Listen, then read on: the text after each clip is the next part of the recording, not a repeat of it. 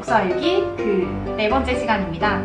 오늘 제가 가져온 책은 세계사를 바꾼 13가지의 식물이라는 책인데요. 제가 이 책을 선정한 데 있어서는 저는 되게 자연을 좋아해요. 식물, 살아있는 것.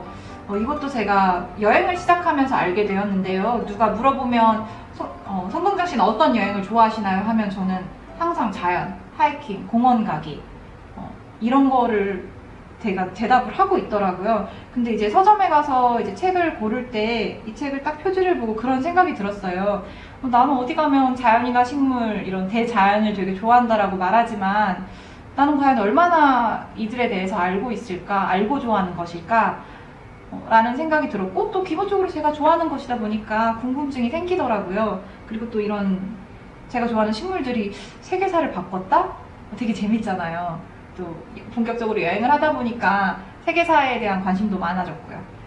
그래서 선정했는데 굉장히 잘 선정한 책인 것 같고, 먼저 작가님에 대해서 얘기를 하면 이나가키 히데히로라는 작가님이신데 일본에서는 굉장히 유명하신 농학 박사이자 식물학자로 알려지신 분이에요. 그래서 얘기는 전반적으로 이제 식물들이 얼마나 큰 세계사의 환획을 그었는지에 대해서 하는 얘기고요. 저는 오늘 이 13가지 식물 중에 2가지에 대해서 다룰 예정이에요. 첫 번째는 모카, 그리고 두 번째는 콩, 대두에 대한 얘기거든요. 그럼 이제 한번 책에 대해서 본격적으로 얘기를 해볼까요?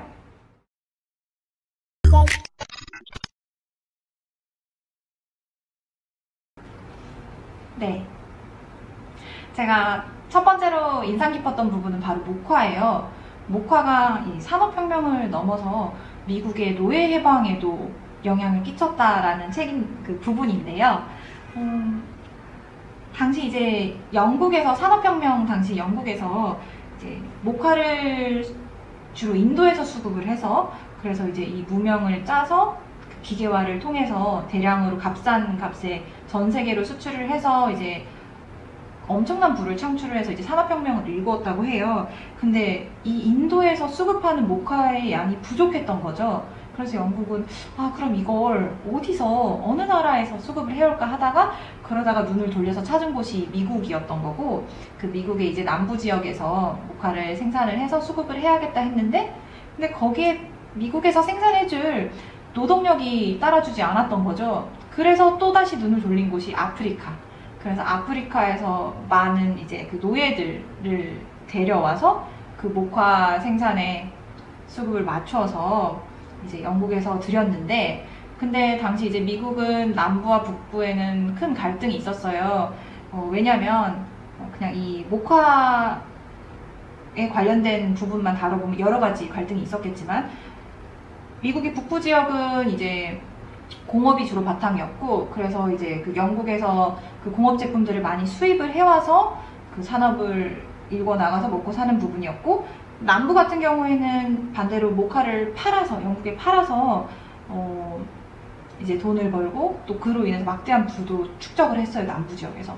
근데 북부 지역에서는 그래서 보호무역을 하는 거죠. 근데 반면에는 그 남부 지역에서는 보호무역을 하면 난감한 거예요. 자연무역을 해야지 더 많이 팔고 더 많이 먹고 살 수 있는데, 많이 남겨서 먹고 살 수 있는데, 그래서 이 갈등이 고조되다가 결국에는 전쟁에 이르게 되고, 그러니까 전쟁에 이르게 되니까 자연스럽게 남부 지역에서 모카 생산이 원활하게 이루어지지 않고, 또 은근히 남부 지역도 자발적으로 생산을 많이 하지 않았다고 해요. 그 이유인 즉슨 남부 지역 입장에서는 이렇게 되면 영국에서는 모카가 수급이 제대로 이루어지지 않을 것이고, 그렇다면 영국에서 남부 지역의 그 전쟁에 있어서 지원을 든든하게 하겠죠. 그래서 실제로 그렇게 영국이 남부 지역을 지원을 해서 초반에 북부를 이겨요. 그래서 이제 그 북부 지역에서 이제 링컨 대통령이 생각을 한 거죠. 이걸 어떻게 타개해야 할까? 그렇게 해서 생각한 것이 바로 노예 해방 선언문인데요. 그러니까 이 전쟁의 목적을 노예 해방이라는 프레임으로 옮겨버린 거예요. 왜냐면 남부 지역에는 주로 노예들을 통해서 그 모카를 통해서 이제 먹고 사니까. 그래서 실제로 또 이렇게 전 세계적으로 이 전쟁의 목적은 노예 해방이다 라는 그 프레임을 걸고 나니까 영국이 영국이 이제 그 남부를 지원하는 것이 명분상으로 굉장히 우스워진 거죠. 그래서 그걸 알고, 근데 이제 고도의 전략이죠. 그럼 고도의 전략으로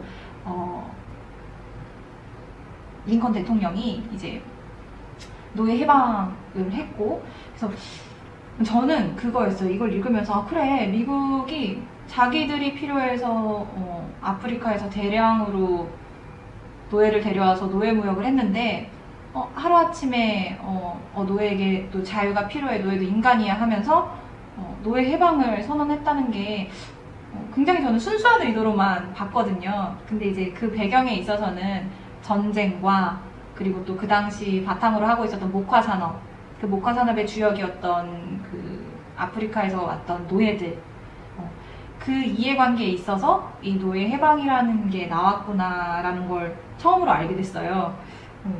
그래서 이런 노예 해방이라는 굉장히 그 큰 사건, 의미 있는 일에 대해서 목화와 관련돼서 또 새로운 관점으로 바라볼 수 있게 되어서 저는 이 부분이 가장 인상 깊었고 좋았던 부분인 것 같아요.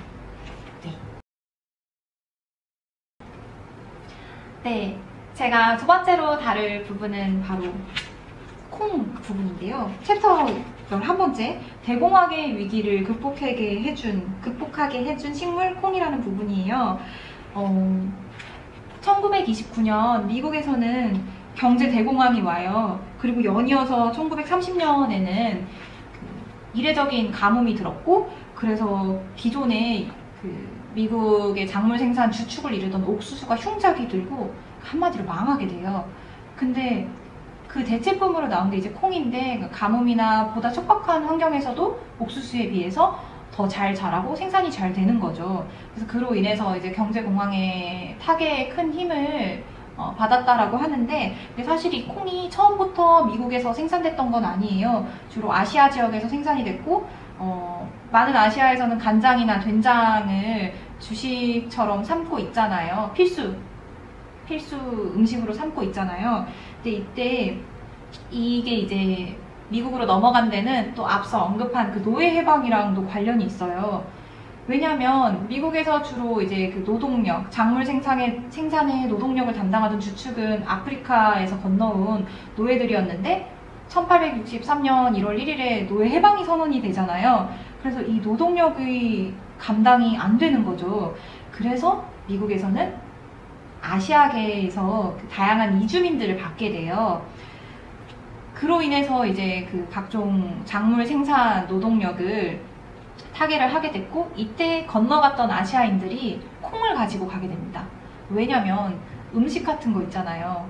간장이나 된장만 있으면 웬만큼 어떠한 재료여도 아시아적 맛으로 승화가 되거든요. 그래서 이때 가져가서 뒤뜰에서 기르던 그 콩이 이제 그 전국적으로 퍼지게 됐고, 또 이제 그 경제 대공황, 그 가뭄 상황에서도 잘 자랐고, 미국에서도 국가적인 차원에서 콩 생산을 장려하게 돼서 결국에는 이제 그 경제 대공황까지 타개를 했다라는 내용인데요. 그래서 실제로 지금 남미 지역, 브라질, 아르헨티나, 파라과이 쪽에서는 그 국내 그 총 수출액 60%를 대두가 차지한다라고 해요. 그래서 이 콩이 기존에는 이제 아시아의 산물, 아시아의 것이었다면 지금은 거의 80%, 90% 이상을 남미와 이제 북미 지역에서 생산을 하고 있고요. 오히려 아시아에서 역수입하는, 실제로 한국의 그 대두 자급률은 5%, 일본도 10%밖에 된다고 하지 않아요. 왜냐면 원체 여기서 대량으로 생산을 해서 싼 가격에 들여오니까 이제 국내 콩 대두 산업이 좀 힘들어지게 돼서 이렇게 많이 비율이 낮아지게 된 거죠. 근데 또 이 책에서 하나 좋았던 점은 그 콩과 쌀이 왜 한 쌍의 궁합인가 라는 챕터가 있어요. 그러니까 좀 궁금하더라고요. 그러니까 우리 콩은 대표적으로 이제 단백질, 그리고 지질이 많이 들어있고, 쌀에서는 탄수화물이 많이 들어있잖아요. 그래서 이제 콩과 쌀을 함께 먹으면 우리가 그 인간에게 필요한 기본 그 3대 영양소를 다 섭취할 수 있게 되는 거죠. 그래서 영양 균형이 굉장히 뛰어나고 그 둘의 조합은 아주 좋다라고 하는데, 생각해보면 우리가 특히 한국에서도 보면 밥과 된장국, 또 그 쌀, 인절미 떡 같은 거 있잖아요. 그러니까 그 떡의 쌀과 겉에 묻어있는 콩가루, 그리고 또 우리가 막걸리에는 두부김치잖아요. 그 막걸리와 쌀로 만든 막걸리와 또 그 콩으로 만든 두부, 그러니까 이렇게 우리 이 식문화에 굉장히 조상의 지혜가 많이 담겨 있고, 이유가 있는 조합이었구나 라는 걸 또 알게 되었고, 그리고 또 이 콩에 대해서, 그 된장에 대해서도 또 언급을 해줘요. 그래서 된장이 그 많은 연구 결과에 따르면 스트레스를 줄여주는 작용으로 그 행복 호르몬이라고 불리는 세로토닌의 원료인 트립토판을 풍부하게 함유하고 있다고 해요. 그래서 이 된장국을 먹으면 마음이 안정되고 긍정적인 생각이 들고, 또 뇌 기능을 활성화하는 레시틴이라는 것도 들어있고, 뿐만 아니라 피로회복과 면역 기능에 강화가 있는 아르지닌도 포함하고 있어서 튼튼한 체력을 유지하게 해준다고 해요. 그러고 보니 가장 제가 좋아하는 음식이 두 가지가 있는데, 하나가 김치, 두 번째가 된장국이거든요. 된장찌개예요. 그래서 또 뭔가 이게 또 성금정의 독서일기 진행자로서 또 굉장히 인상 깊지 않았나. 또 된장국을 더 열심히 먹어야 될 이유가 또 하나, 밥과 함께 먹어야 할 이유가 또 하나 늘지 않았나. 그래서 이 부분도 굉장히 인상 깊었고요. 네, 전반적으로 책이 기존에 생각해보지 못했던 식물에 대해서, 또 세계사에 영향을 미친 것뿐만 아니라 또 이렇게 그 식물의 특징, 그리고 또 아까 언급드렸듯이 쌀과의 조화, 된장의 쌀과의 조화, 이런 부분들까지 꼭 세계사뿐만 아니라 식물에 대해서, 그리고 또 우리가 먹고 있는 그 영양학적인 부분에 있어서도 언급을 많이 해줘서 더 많이 알고 더 와닿는 부분이 많았고요.